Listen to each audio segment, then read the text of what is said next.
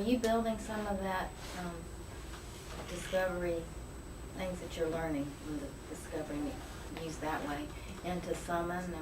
Is some of that being used when you're helping develop? There's a lot of cross-pollination of ideas between how the platform does some of the things that it does with the Summon team and how it approaches it. Now the problem is a little different because when we're trying on the platform, on the new platform, to give you the best of both worlds. You get the breadth of discovery, and which requires a homogeneous view of some of the metadata. So you lose some of the precision of what you might invest in a particular product. But we also have that depth so that you can really get in and ask very pointed questions of the content. Summon isn't taking that particular viewpoint. It's really a breadth of discovery approach, and again, we benefit by that, as does the Summon team, and then our customers in both situations, get some commonality of the experience in the outcome.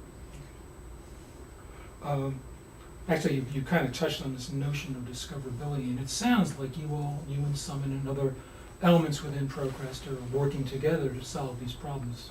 Right. There isn't a single solution. It's a multi-dimensional problem, right? If you look at the evolution of search, as a broader view on discovery, doing basic indexing or A&I metadata was a basic way to work forward, and we created product-based silos that facilitated discovery at that level.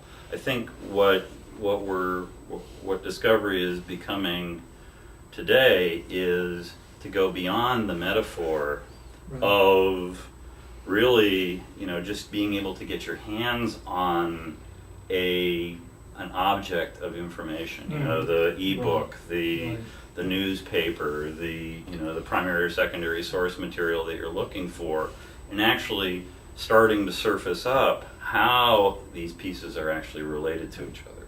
Yeah, the Okay, container is not. So this is why I use the word discovery.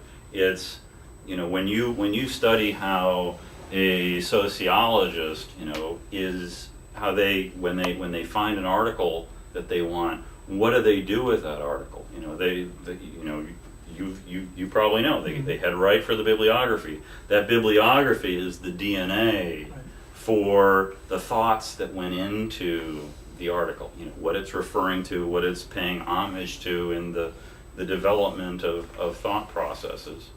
And for us, being able to get into the workflow of how the researcher takes advantage of that, because that kind of discovery is actually the next thing that they do. They get their hands on that article, then they start running it down the path. Oh, I've read this before.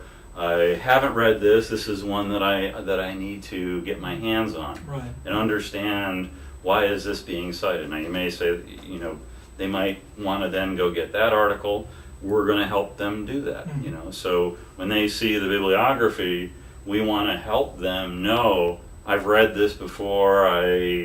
This is one that I haven't read, and give them the opportunity to queue up their reading list to say, that's one that I need to read in the context of this research effort that I'm undergoing.